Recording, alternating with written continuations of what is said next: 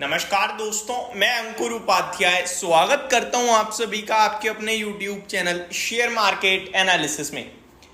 दोस्तों, HAL, BDL, BEL, Mazagon dock, Cochin shipyard, garden reach ship builders, इन stocks में investors की भर भर के पोजीशन है और भर भर के पैसा भी बनाया है। लेकिन अब समय थोड़ा सा बदल गया है।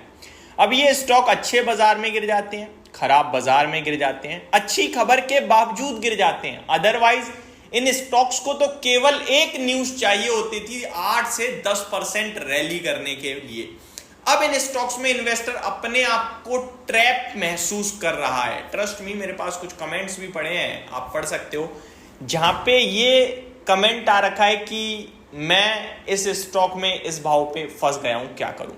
अदरवाइज ये स्टॉक कभी ऐसे मौके ही नहीं देते थे कहने के लिए। अब मैं आप सभी के साथ इसी चीज को इस वीडियो में डिस्कस करने वाला हूं कि अगर आपके पास इन 6 में से कोई भी स्टॉक है तो क्या करना चाहिए और क्या हकीकत में ट्रैपिंग हो गई है। देखो, इसका जवाब मैं शुरू में ही दे देता हूं, कोई ट्रैपिंग नहीं हुई है। बहुत ही दमदार कंपनियां हैं, लेकिन कहीं कहीं वैल्यूएशन स्ट्रेच हो गई हैं, तो वो रीजनेबल वैल्यूएशंस पे जरूर आएंगी और अर्निंग्स टाइम टू टाइम बढ़ती रहेंगी और एक समय आने के बाद वो मैच कर जाएंगी और उसके बाद आपको वापस से तेजी दिखेगी। जब ये स्टॉक अंधाधुंध भाग रहे थे, मैंने तब भी आपको अलर्ट किया था, बट मैं हर बार गलत पड़ा। एक्चुअली में जब कोई चीज चलती है तो हमें नहीं पता कि वो कितना ऊपर तक जाएगी। ये स्टॉक मार्केट है। सेम जब कुछ गिरता है तो हमें नहीं पता वो कितना नीचे तक जाएगी। यहां पे मेरे को याद आती है रामदेव अग्रवाल जी की एक बात, जो कि मोतीलाल ओसवाल के फाउंडर हैं। वो कहते हैं कि आप शेयर बाजार में कभी कभार मल्टी बैगर स्टॉक पिक कर लेते हो केवल और केवल इसलिए कि उसके वैल्यूएशन सस्ते होते हैं और सस्ते वैल्यूएशन से ओवर वैल्यू तक की जर्नी आप तय कर लो तो आपके लिए मल्टी बैगर ऑटोमेटिकली बन जाता है। फॉर एग्जाम्पल, अगर किसी का स्टॉक, किसी कंपनी का शेयर 20 के मल्टीपल्स पे ट्रेड कर रहा है और वो किसी भी रीजन से, बाजार की करेक्शन की वजह से या मार्केट की कुछ भी रीजन हो, डिमांड कम हो जाए स्टॉक की या फिर थोड़ी अर्निंग्स में डेंट पड़ जाए, वो 10 के मल्टीपल्स पे आ जाए और फिर वापस से चले, तो जब चलेगा ना तो अर्निंग तो बढ़ी रही थी, अर्निंग पर शेयर तो गेन हो ही रहा था, और वो 10 से 30 या 40 के मल्टीपल्स पे आ जाए, तो ये जो वैल्यूएशन जस्टिफाई हुए 20 तक, उसके बाद 10 के एडिशनल प्रीमियम मिला, इस बीच में शेयर मल्टीबैगर बन जाएगा, 3-4 गुना हो जाएगा। तो हमेशा वैल्यूएशन मैटर करते हैं, क्योंकि वैल्यूएशन का बहुत इंपॉर्टेंट रोल है स्टॉक के प्राइस को ऊपर या नीचे करने में। अब यहां पे मैं आप सभी के साथ सबसे पहले बात करता हूं जिनके वैल्यूएशन रीजनेबल है उसके बारे में और अर्निंग्स में दम है। HAL की बात करता हूं सबसे पहले।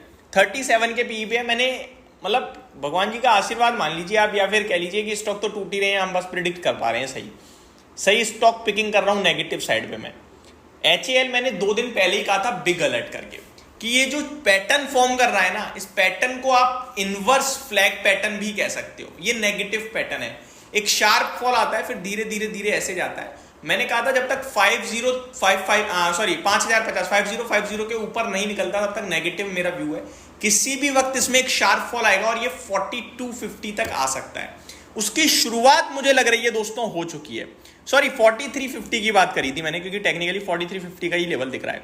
उसकी शुरुआत मुझे लगता है हो चुकी है। स्टॉक अब नीचे चल दिया है, ये स्टॉक 4350-4400 तक नीचे जाने के लिए रेडी है। अब आपको करना क्या है? अभी तो कुछ नहीं करना। ऊपर में आप लोगों ने 5500 रुपए के हाई देखे हैं, अभी तो केवल 1000 रुपए नीचे आया है। ये 4350 के आसपास आता है तो वहां अब एक्यूमुलेशन शुरू करना है, अभी नहीं करना, वहां करना है। फ्रेश एंट्री भी आप चाहो तो वहां से बनाना शुरू कर सकते हो। रीजन 37 के पीई पे अभी है, यहां से मैं 300 रुपए और नीचे की बात कर रहा हूं, यानी 7%। अगर मैं 37 से थोड़ा वैल्यूएशन और स्ट्रेच करूंगा नीचे की तरफ तो वो 34 to 35 के पीई पे आ जाएगा उस समय तक। मे भी हो सकता है 33 के पीई पे भी आ जाए। 33 के पीई पे जस्टिफाइड लगता है मेरे को। एक दमदार कंपनी है HAL और ऑर्डर बुक बहुत स्ट्रांग है। ये स्टॉक आपको आने वाले समय में दोबारा 7000-8000 दिखेगा, तो इस तरीके से आप इसको प्ले कर सकते हैं। आगे बढ़ते हैं दोस्तों, मजगांव डॉक के वैल्यूएशन शिपिंग सेक्टर में सबसे सही है, लेकिन इसमें भी और गिरावट बची हुई है। क्लियर कट बोल रहा हूं मैं।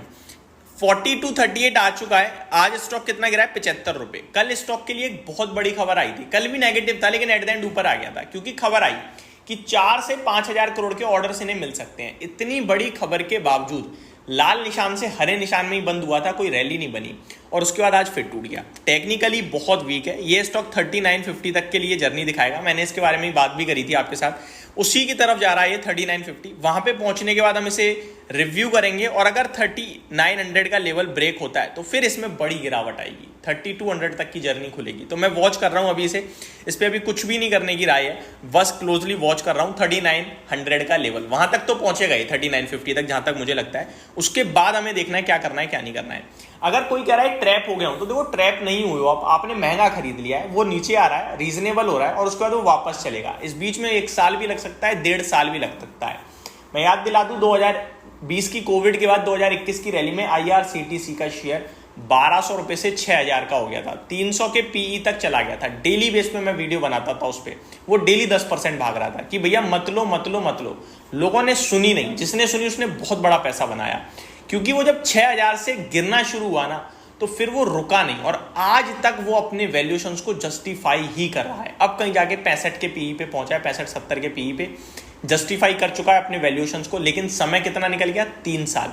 अब वो अभी तक रैली नहीं करना शुरू हो रहा है, लेकिन वो करेगा। यहां से मैं बुलिश हूं उस स्टॉक पे, 1 साल भी लग सकता है, 1.5 साल भी, क्योंकि अब जस्टिफाइड लेवल पे आ गया है ना।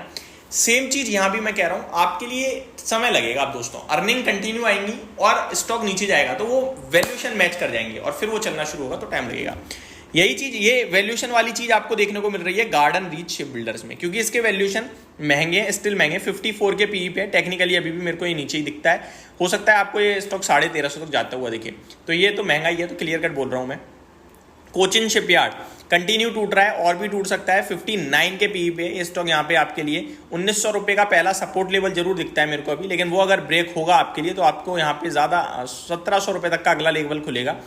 ये भी डाउन साइड तो मेरे को इसमें भी अच्छी खासी दिखती है, लेकिन अभी मैं इस पर कोई कॉल नहीं शेयर करूंगा।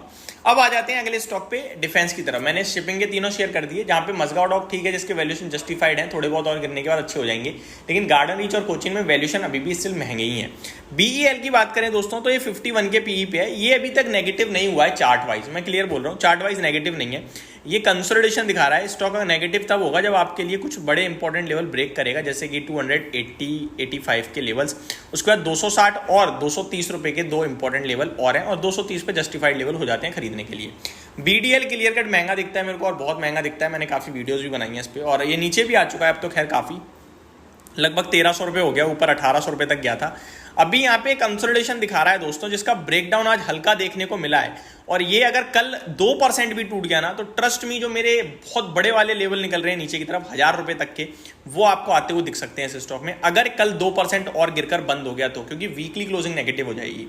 ये वीडियो स्ट्रेच हो गई है, बट होप मैं आपको सही जानकारी दे पाया हूँ। Thank you so much for watching this video, have a great day guys.